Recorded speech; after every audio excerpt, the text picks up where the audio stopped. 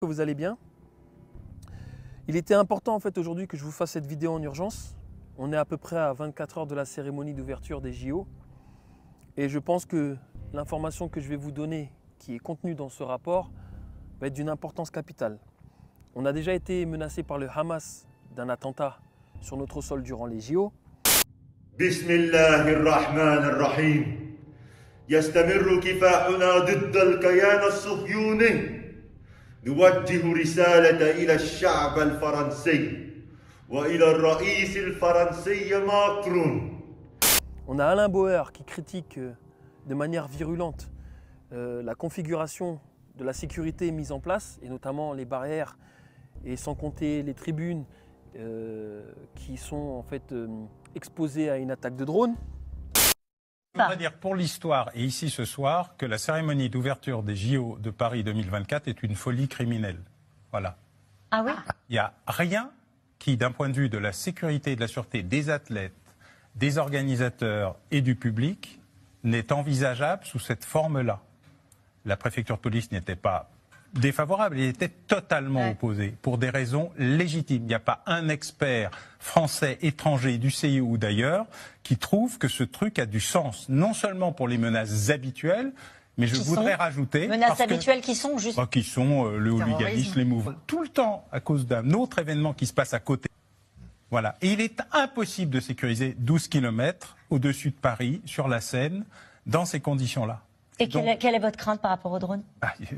Un drone permet de devenir un drone kamikaze et de se faire exploser au milieu d'une foule sur la Seine, ce qui est encore pire qu'un mouvement de foule sur une berge, créant les conditions d'un désastre. Donc ce truc-là n'a aucun sens. Personne n'arrive à expliquer autrement que pour des raisons de communication, ce qui n'est pas seulement une initiative du président de la République, mais aussi de la maire de Paris, qui insiste énormément pour avoir cette cérémonie invraisemblable, dont je dis aujourd'hui que ceux qui la veulent sous cette forme-là, telle que c'est présenté, telle que c'est organisé, telle que c'est imaginé, c'est la cérémonie la plus dangereuse de l'histoire des Jeux. Vous l'avez parfaitement expliqué, cette menace que constitueraient des drones, qui pourrait se produire sur n'importe quel rassemblement, pas forcément au bord de Seine.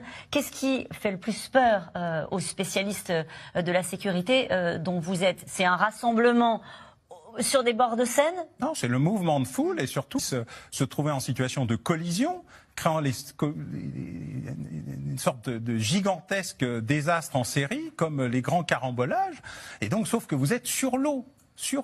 Et donc dans des conditions d'intervention des services de secours qui sont extraordinairement handicapés, à la fois par la foule qui est sur la rivière et par la capacité des services de secours à intervenir au milieu de plusieurs centaines de milliers de téléspectateurs. Par ailleurs, c'est un événement qui attire mécaniquement, vous allez avoir 2-3 milliards de téléspectateurs, c'est quand même un appât extraordinaire. Donc Voilà, aujourd'hui je vous présente ce rapport, voilà. Vous avez l'image qui apparaît, plus je vous mets les liens en description, en français et en anglais. C'est un rapport, comme je vous disais, qui date de mai 2010, qui a été établi par la Rockefeller Foundation. Il se nomme Scenarios for the Future of Technology and International Development. Dans ce rapport, ils font état de 4 scénarios qui, selon eux, permettraient d'établir une société plus inclusive, des technologies en fait qui permettraient aux élites de contrôler la masse plus facilement. Je vais vous lire en fait que 2 scénarios. Vous verrez les autres, vous les lirez. Il y a beaucoup de choses hyper intéressantes et notamment tout ce qui est viande synthétique dont on n'entendait pas parler en 2010. Je vais commencer par vous lire le scénario numéro 1 qui se nomme Lockstep. Et comme vous pouvez voir en image, on nous montre des caméras, les caméras qui sont en train de pousser un petit peu partout dans nos rues. Donc, dans ce scénario, ils disent un monde où les gouvernements exercent un contrôle plus étroit et un leadership plus autoritaire, où l'innovation est limitée et où les citoyens sont de plus en plus nombreux à s'opposer aux mesures prises. En 2012, la pandémie que le monde attendait depuis des années a finalement frappé. Contrairement à la grippe H1N1 de 2009, cette nouvelle souche de grippe provenant d'oies sauvages était extrêmement virulente et mortelle. Même les pays les mieux préparés à une pandémie ont été rapidement dépassés lorsque le virus a fait le tour du monde infectant près de 20% de la population mondiale et tuant 8 millions de personnes en l'espace de 7 mois, dont une majorité de jeunes adultes en bonne santé. Comme vous pouvez voir, selon Le Monde, il y a eu 13,3 millions de personnes qui sont mortes, soi-disant, du Covid en 2021. Donc, 2019-2012, il y a eu 7 ans de décalage dans leur calendrier, dans leur agenda. Je vais lire un peu plus loin. Toutefois, quelques pays se sont mieux comportés, en particulier la Chine.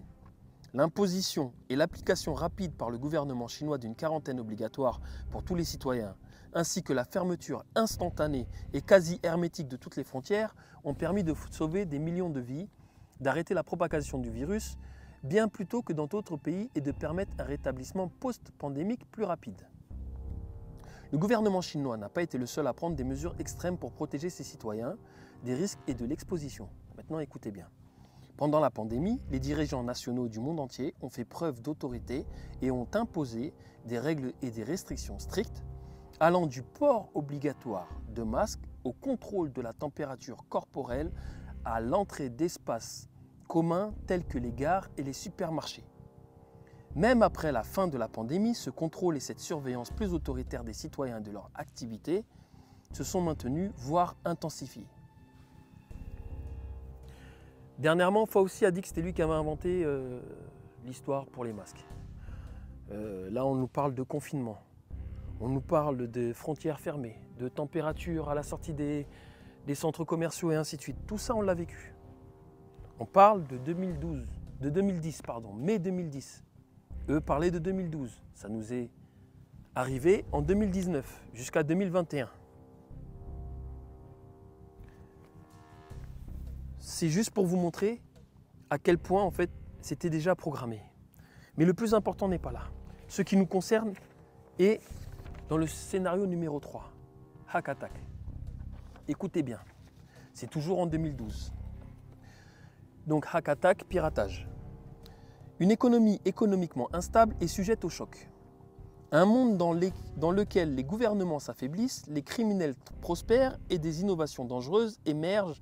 Des chocs dévastateurs comme le 11 septembre, le tsunami de 2004 en Asie du Sud-Est et le séisme de 2010 à Haïti étaient certainement pour préparer le monde à des catastrophes soudaines. Mais personne n'a été préparé pour un monde dans lequel des catastrophes se produiraient avec un rythme et une fréquence aussi époustouflants. Les années 2010 à 2020, on sait qu'ils ont du retard sur leur agenda, ont été baptisées la décennie catastrophe pour cause. Celle de 2012, le bombardement olympique, il y est marqué clairement « Olympic Bombing », qui a fait 13 000 morts, a été suivi de près par un tremblement de terre en Indonésie tuant 40 000 personnes, un tsunami qui a presque anéanti le Nicaragua et le début de la Chine occidentale. La famine causée par un phénomène qui n'arrive qu'une fois par millénaire, la sécheresse liée au changement climatique. On a eu Rio, on a eu la Chine, il n'y a eu aucun attentat. Et surtout pas 13 000 morts. En ce moment, depuis décembre 2023, l'Indonésie ne cesse de trembler. On n'en entend pas parler. Je ne sais pas, il y a eu au moins 15 séismes de plus de 5. C'est-à-dire que les bâtiments ils tremblent, beaucoup ont dû même être fissurés, et les gens le ressentent. Il y a eu des séismes à 7, dernièrement encore. Donc il est très probable en fait qu'il y ait vraiment un séisme qui fasse 40 000 morts. En 2005 ou 2009, je ne sais plus, je vous montre l'article, il y a eu énormément de morts aussi, dû à un séisme en Indonésie. On vous parle de Olympic Bombing qui a fait 13 000 morts. Donc, quand on sait ce que dit Alain Bauer, et on sait que toujours en fait ils nous préviennent.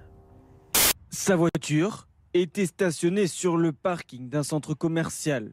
Vendredi soir, aux alentours de 20 h, une employée de l'hôpital Avicenne de Bobigny découvre son véhicule fracturé après être parti faire des courses.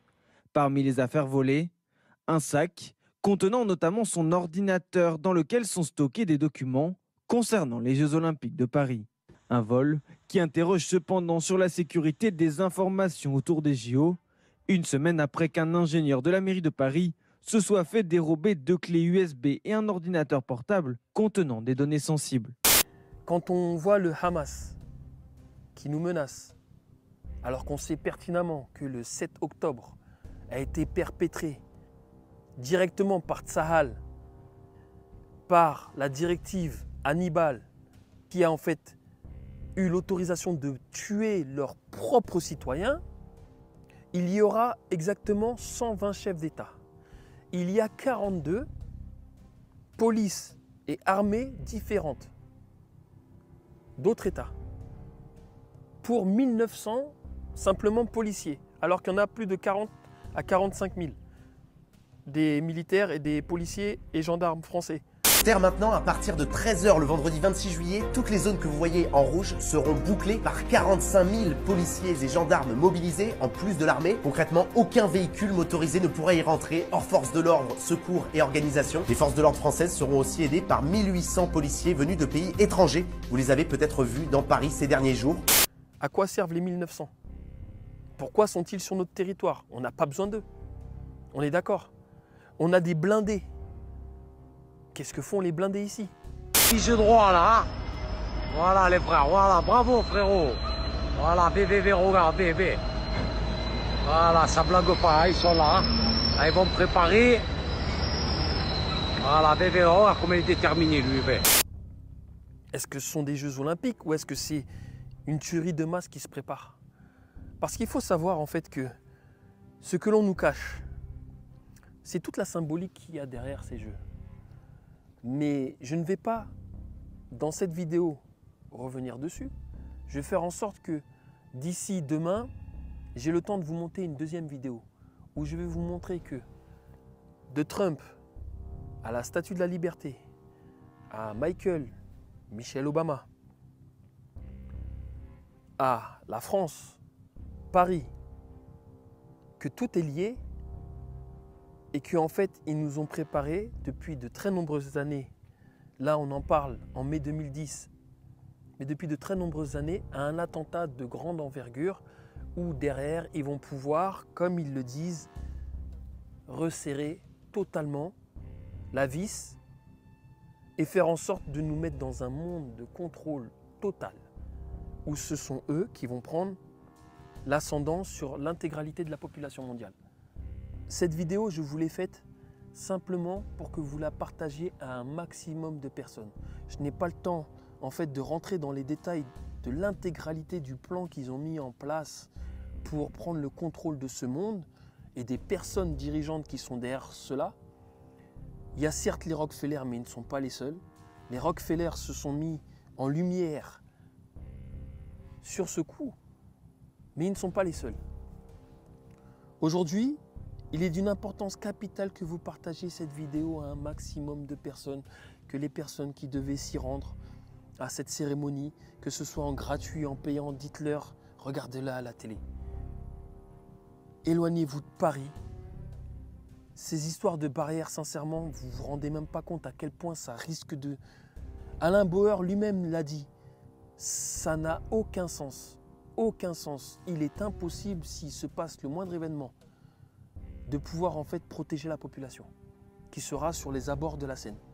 Je vous le dis sincèrement, demain je fais vraiment en sorte de vous sortir une vidéo où je vous explique l'intégralité du plan macabre et machiavélique qu'ils sont en train de mettre en place. Si ça n'a pas lieu demain, ça aura lieu à la cérémonie de clôture ou pendant les JO. C'est sûr en tout cas que ça va avoir lieu. Parce qu'ils sont en retard sur leur calendrier d'à peu près 10 ans. Ils ne vont pas attendre plus d'années pour pouvoir en fait prendre le contrôle sur nous. Je vous aurais prévenu. Je reviens vers vous très rapidement. Je vous souhaite une très bonne soirée. Et surtout demain, n'y allez pas.